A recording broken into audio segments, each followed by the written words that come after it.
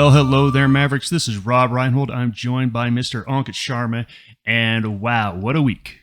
We said this was going to be a killer week, and boy, was it a killer week.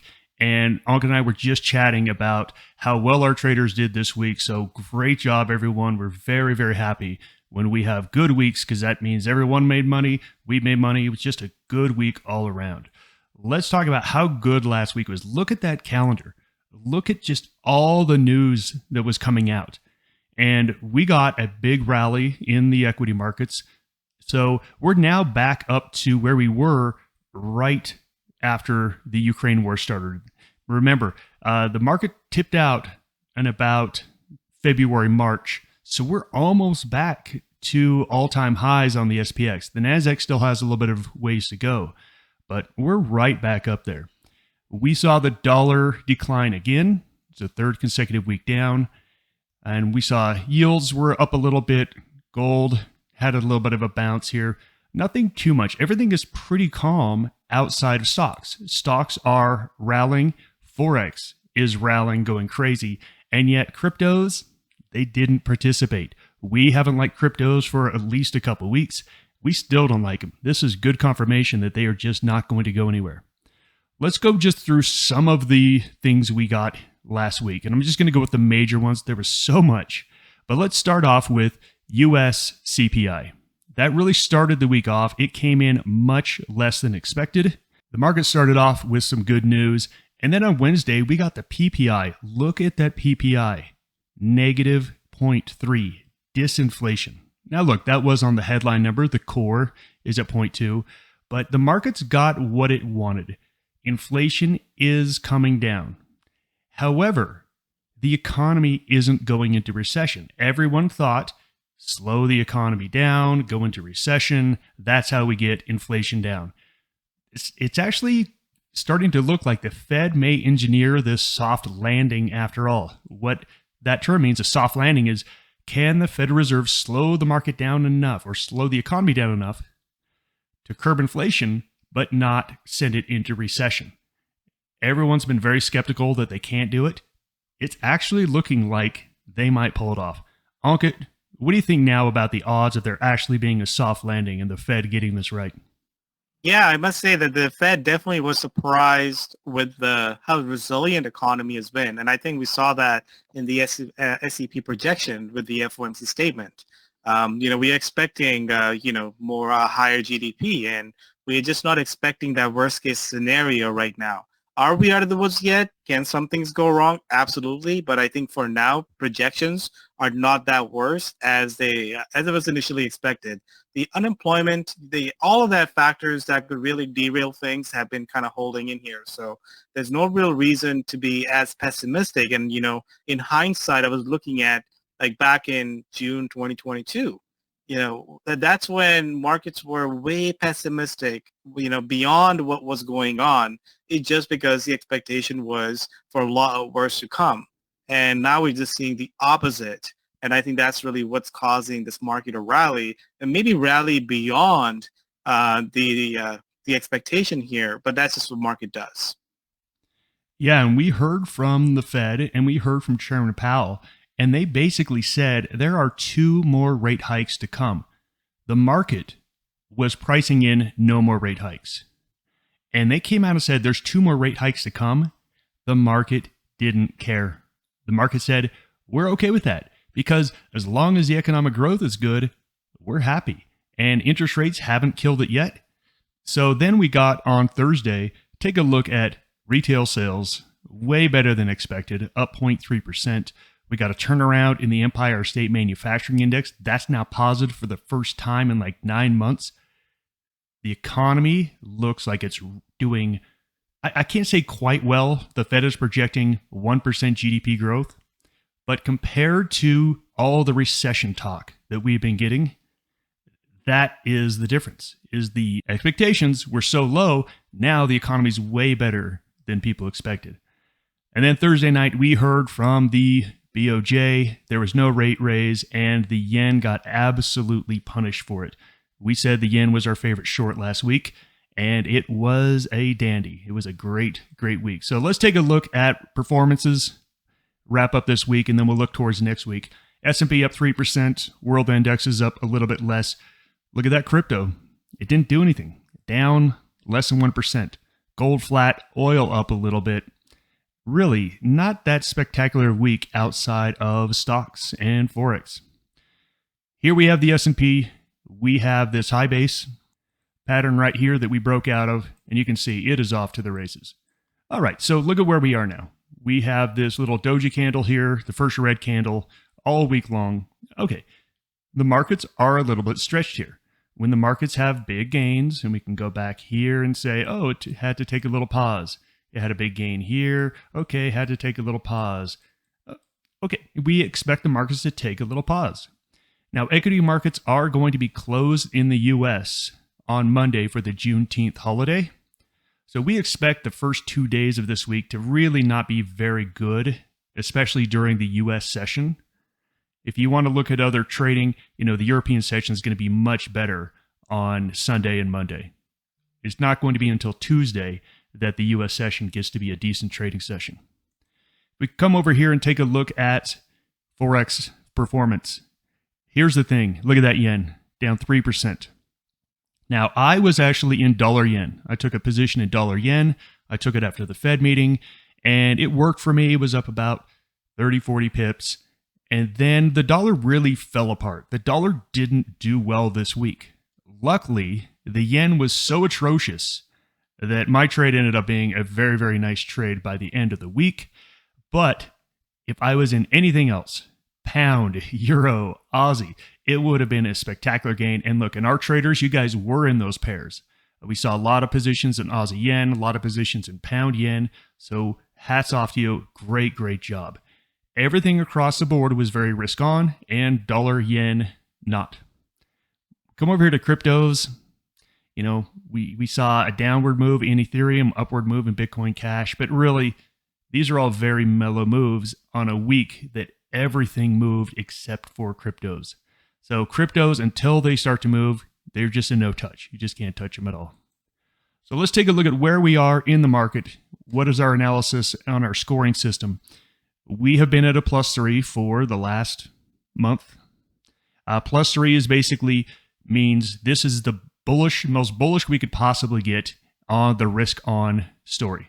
Equities are likely to be running. We should have risk currencies running. We should have crypto running. It's not, but everything is saying, yeah, it's ready to go. Now we took a look at the S&P chart and we said, hey, we had a big run. It's a little tired. We're probably going to get a pullback. We take a look at the world index, the VT, same thing. We're highly likely to get a couple days of a pullback. I don't think it's going to be very deep. It could be more of a base than anything, but I think we get a couple days pullback, and then that's really about it. I think this market is really, really strong here, but yes, we are a little bit overextended. We are pretty far away from 20-period moving averages, which it tends to be a good time to start to dial it back a little bit on bullishness. Come over here to cryptos. Take a look at this. We didn't like it. This break of support was a clear sign that you do not want to be playing long in cryptos. And then the inability to bounce just led to another leg down. Okay, we got a little bounce here, little momentum at the moment, but these are just so uninteresting for me. Let's take a look at the schedule for this week. Now, last week was such a killer schedule, you would think that, okay, there's going to be not a whole lot on the schedule. Well, guess what? There is a ton on this schedule. But you can see it's really not until later in the week. With the U.S. holiday and with most of the major news later in the week, look, we just don't think Sunday, Monday, and probably Tuesday trading is just going to be all that great. We would recommend having a little holiday, taking some time off, come back to the markets on Tuesday and get serious about putting some trades on. It doesn't look like the first part of this week is going to be all that great. Second part of the week, we have two central banks, and we have Chairman Powell testifying before Congress. So we have Chairman Powell on Wednesday and again on Thursday. And then we have Swiss National Bank that only meets 4 times a year. They're going to be meeting. This is usually something you can just sleep through and ignore. Not right now. Not right now. We're starting to get some surprise rate hikes out of some of the central banks. I do think the Swiss National Bank is a live meeting that there could be some changes. Ankit, what's your call on that one? Absolutely. I think what we are seeing is a bit of a kind of reminiscing of last year. I think that's the way we are, where all central banks are expecting to raise rates. And then I was looking at the expectation, and yeah, next week, the S&B, they're looking to raise rates by 25 basis points, and we have the Bank of England that's expecting to raise rates by 25 basis points. So it looks like we are on this rate hike sort of cycle across. And, if you look back, just we got last two central banks, Bank of Canada and our Reserve Bank of Australia, they both raised rates. So pretty much we're in the same boat as last year where they're all raising rates around the same time. We heard from the S&B chairman just late last week or 2 weeks ago, and he was sounded very hawkish. So initially, the price action was good in the Swiss franc, and then that kind of gave back away. So I think the story is very similar to last year. They both are expected to raise rates. So I think what we are going to see is what the guideline is. If they remain hawkish, we might just continue to see that push. So going to next week, again, it won't be a surprise for them to raise rates. Just like the ECB, I think they're both on the same path as they still have a lot more room to go. So I think it'll be interesting to see what happened post those rate hikes. I think that's really where the big movement has been lately is beyond that rate hike. And Ankit, I think it's going to be a tricky trade here. And what I mean by tricky trade is that Swiss franc is a defensive currency. And right now we are in a very, very strong risk on move. So I think if you're looking to play Swiss franc long because, hey, maybe they're going to be a little bit more hawkish, I don't think you can look long against things like Aussie, pound, Kiwi. I just don't think that's the right place to be. You're going to have to look at probably only against the dollar and the yen would be the only play. And we'll take a look at those crosses as well. So lots of good stuff on the calendar here.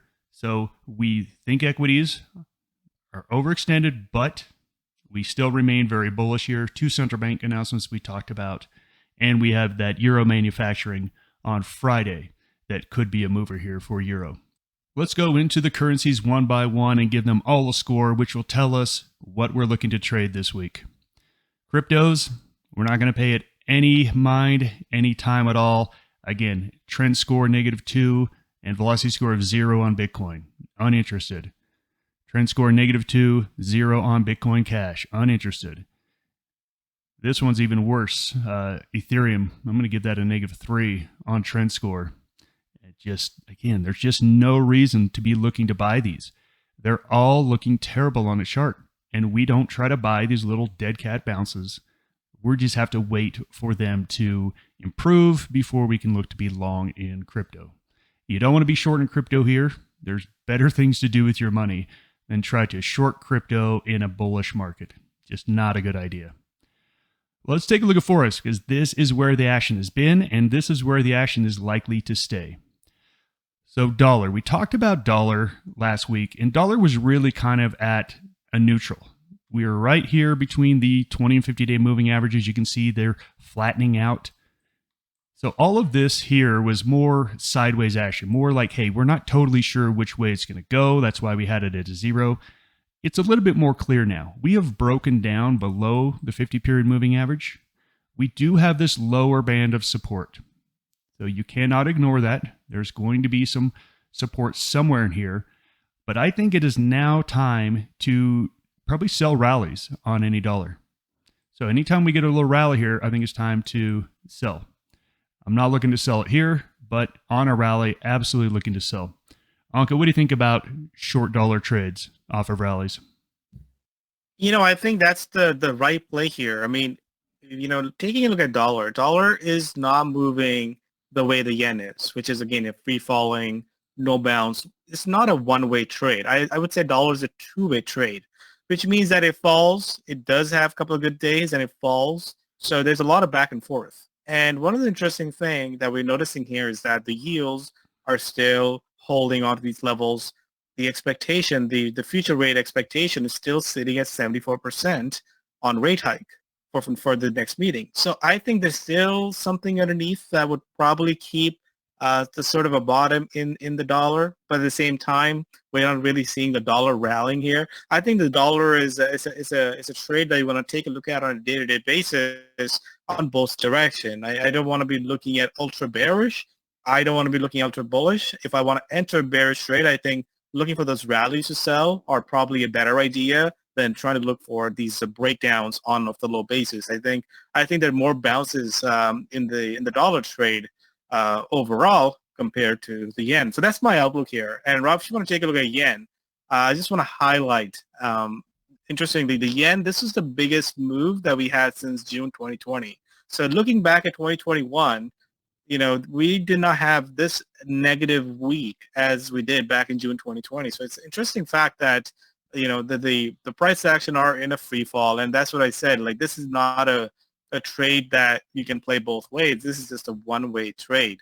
And so far, I mean, we have seen the yen being oversold and actually remains oversold. So that's the tricky part. I think yen is not the one that you want to be playing on any sort of bounces here. I think that's a better short on any sort of rallies that you see until we see it makes a bottom. But right now, if you look at that candle, there's no sort of sign of life here. So this is, again, reminding me of last year when the yen was in a free fall from March till April and almost May, where it lost a lot of its value. So, so far, you got to watch that out. And if there is a sort of bounce, you want to get out of that until the bounce is complete. But that's a very bearish reading that we have across any of the currency out there.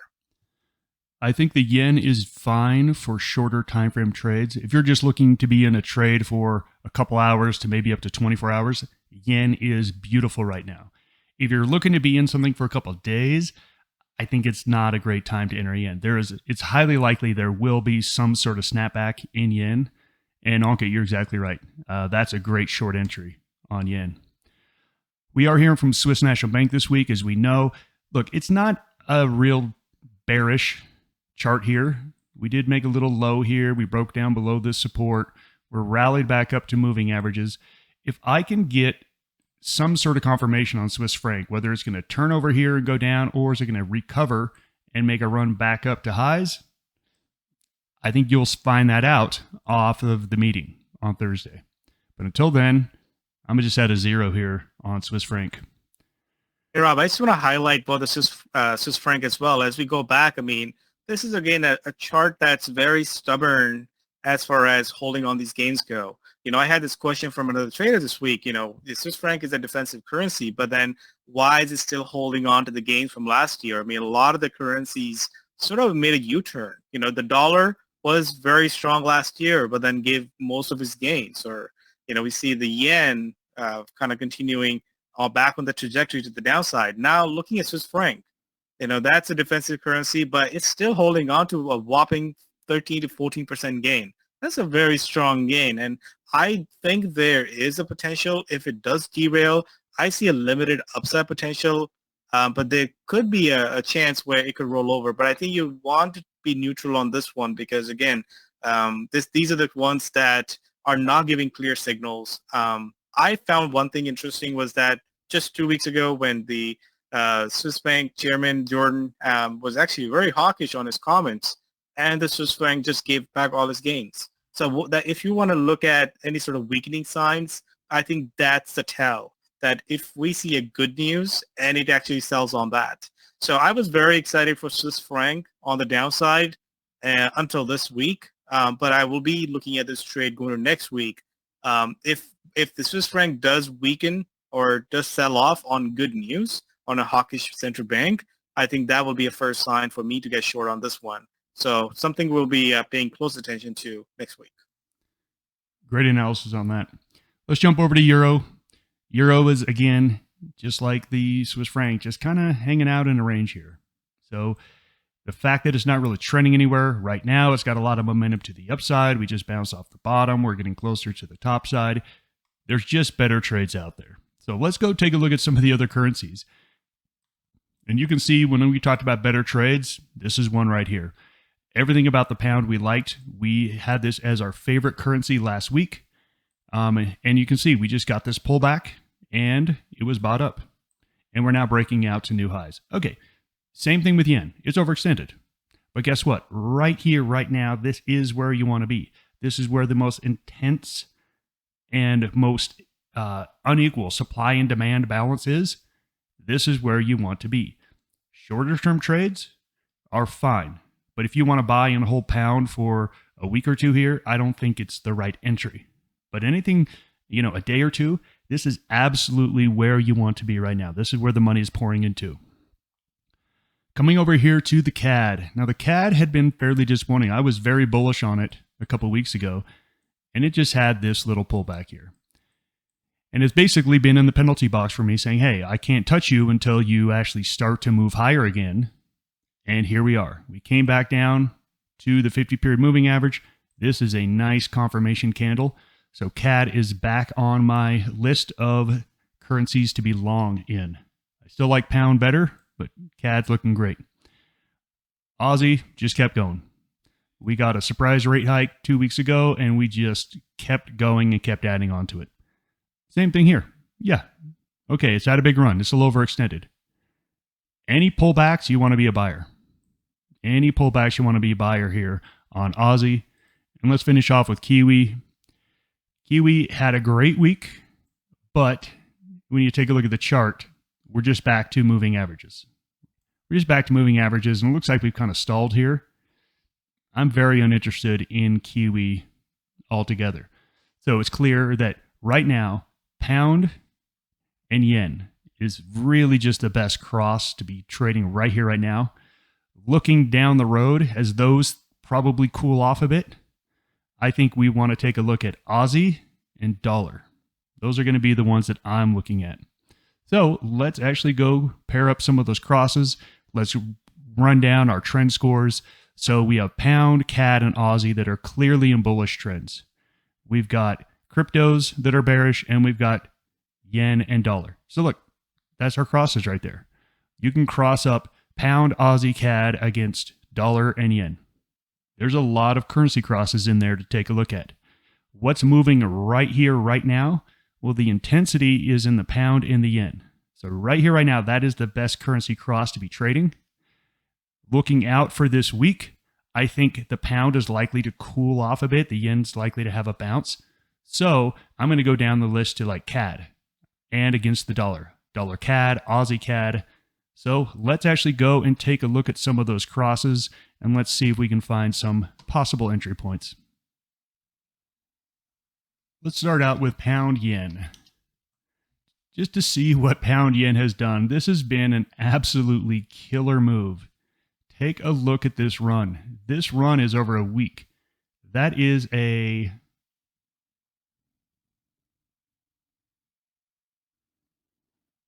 $750 pip run in a week with very little pullbacks. That's what you like. Very little pullbacks. Okay, it's overextended. But look, if you were trading right here, right now, this would be the correct thing to do. You would want to buy it. I know that sounds crazy, and I know people say, Rob, that's crazy. Look, yes, we know it's going to pull back at some point, but you could have made that argument 100 pips ago, 200 pips ago, 300 pips ago. Yes, at some point it will give up, but as a trader, we are trying to be on the right side of a trade that has the most imbalance of supply and demand. And that's where this is right here, right now. So look, if it's a short-term trade, I think you can still trade it. If you're a little bit longer term, you can't trade it. You just got to wait for a little bit of a pullback and a base and then look into something else. Hey, Rob, I just want to quickly add, just want to highlight one of the things that looking at RSI, this is a great example of how something overbought can stay overbought. You can see all the signals that we had, and it's been overbought, and it just keeps running. So I just want to use this as an example to be like, hey, if something is overbought, it doesn't mean you sell right away because it can stay overbought for a longer time. One of the things I want to point out that with the pound especially, you want to take a look at pound basket. One of the caution I want to highlight going to next week is if you look at the daily chart and just really zoom out just to see where we are. We are at a very critical resistance level. And Rob, if you want to even pull up weekly chart for me, I just want to highlight how important this level is, where we haven't broken it out for like the last 6 years, 7 years. I mean, this is a long-term support resistance here. So these are the points where you can do everything correct, follow the pattern, follow everything, and still be on the wrong side or lose on a trade. It's just because sometimes a trade kind of run its course or run into a very important support resistance. So going to next week, I think I want to add a little bit of caution here that we are up against a stellar resistance that we might stall against. So I think a perfect example will be going to the Bank of England rate statement. We might see a sell on the news. I think that's a very possible outcome off of that. So just watch out for the pound, as we have very limited upside, but I think we do have a lot more of a downside risk, especially if we see a sell on the news. Just want to point that out. Great advice again. So I'm going to take a look at my two other crosses that, again, like I said, pound yen is running right now. It's crazy. If that's not your game, then I'm going to step down into dollar crosses, and I'm taking a look at stuff like Aussie versus the dollar. So here we have Aussie dollar. It's had a very nice little run as well. But look, this one's been much more orderly. Runs, pullbacks, runs, pullbacks, runs, bases. So look, we're getting a base here. We're getting a nice high base here. It's pretty easy to call when we want to be entering. 69 cents. Look, we could stay in this base for the first couple of days of next week. That would not surprise me at all with the holiday in the US. But after that, look, this thing looks really good to make another leg higher. It's giving us 2 days of a little break, gathering some energy. There's no reason at all not to be a buyer of Aussie dollar. Now, if you want, one of the things I do sometimes, especially when I have a full week of trading, I will buy the bottom of a high base. So it's down here near the bottom of the range. If I have enough days to hold it, then I think this actually makes a little bit of sense here to possibly look at a long an Aussie dollar down here at the 68.60 to 68.70 level. And then if it comes back up to this and takes a breakout, you have a great entry price. You have a very good trade on your hands. So if you want, I think you can buy it down here at the bottom of the base. If not, you can buy it on the breakout of this base. The other one I like as well is dollar CAD. So here we have dollar CAD, and right now you can see we had that little base and we broke down, and now we're getting some movement out of it. Right now, it's a great trade. It looks great.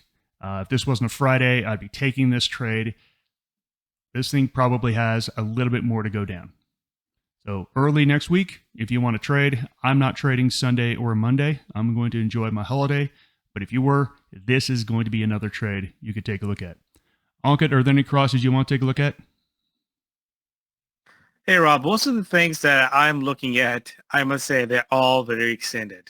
So usually this is a question that I get from a lot of traders. If I missed a move, like things are so overextended, RSIs are oversold and overbought, what should I do? I think those are the times where you have to be very careful. Even though you're following a trend, the reversals can happen. The corrections can take place. So I think next week I'm going in with a bit more cautious outlook because of how oversold levels we are at. So the risk to reward ratio is not that great. The one trade that I think that is easy to hold and has less of a risk is dollar yen. And dollar yen is, again, the trade where, let's say, dollar reverses. Dollar yen is on a daily chart a stellar breakout. This is something that just started to run. And if you take a look at a lot of the other yen crosses, we looked at pound yen. It's already had been running for days at a time. The one trade that hasn't really had a run, Rob, if you want to take a look at euro yen has run. Look at the run that we had here from 150 up to 155. Some massive gains taking place. So if we take a look at all the other yen crosses, is one area is the dollar yen that's just begun its run. So maybe we can see that there, where maybe dollar take a little bit of a pause or dollar try to bounce off the support. So this is the one that I do like. But outside of that, everything has broken out and sitting at some extreme levels. So as you go in next week, I would say take a look at relative strength weakness on day-to-day basis. Realize that we are very overextended. And if there's sort of sign of exhaustion, because that's what we want to see, what we want to watch out for is any sign of exhaustion, you want to steer away because that could be a corrective pattern coming into that. So in that case, you want to take profits or you want to, maybe take advantage of small-term bounce, short-term bounce. But I think for now, that's really where I'm at. Next week will be another battle. But yeah, another good one to pay attention to. Another one I want to take a look at is Aussie Kiwi. So I've been talking about correlation, and take a look at Aussie Kiwi. It is at that key resistance. I mean, right now things have kind of gone range bound in this pair, which is telling me that Aussie and Kiwi have sort of stabilized here, which means that they're likely to do the same thing. I know Kiwi has been the underperformer, but if I just take a look at this range, we have been sort of not able to break out up above that 110.50. If the Aussie is going to continue moving higher, I think then I need to see a breakout on this one. Otherwise, as you can see, it has kind of gone back and forth within that range. And Rob, the last one I want to point out is Euro Swiss franc. And I'm pointing out these correlations here because we want to make sure that we are able to capture the divergence when they're taking place. Euro Swiss franc, Rob, if you want to take a look at the daily chart, this is another important one because, again, this thing has been sort of one way. I mean, from April all the way till June, you can see that the euro has been massively underperforming the Swiss franc. But here we are seeing a bit of a turn happening. So the question is is the euro better long than Swiss franc going forward? I mean, that's what the chart is telling us. So this is the one that I'll be paying attention to, especially on Thursday when we get the Swiss franc the statement. And after the statement, if the euro Swiss franc can run up and try to get above that 98 area, I have no doubt that this can get above the 99 to a parity area. This thing has again been very much one way for months at a time. But right now, this is telling me a different story. You know, we had that big pivot on June the 12th, that big candlestick. You can see that right after that candlestick, we haven't given up the gains. We actually are holding on to the gains and making a bit of a high base. So I think there is a potential here for a breakout. And again, I think I would like to be jumping in some of these trades. These are like I call boring trades, but they are like card carrying less of a risk because everywhere else there's just so much overextension. Maybe we can find some opportunity here. So this is what I'm looking at next week, especially around this rate statement. Back to you. Thank you, Wonka. Let's wrap this up. Markets look extended, but still bullish. Anki, you gave a great breakdown of that Swiss franc. I think Thursday we'll definitely know about it. I do like that Euro Swiss franc trade. As you said, we're moving down out of these currencies that move up and down with equities. And these are just usually correlated together, but now we're starting to see that move a little bit. I think that looks really good. As always, follow your proper position sizing rules, and let's go make some more pips. Great job this week, everyone. Let's just have another great week. Goodbye, everyone.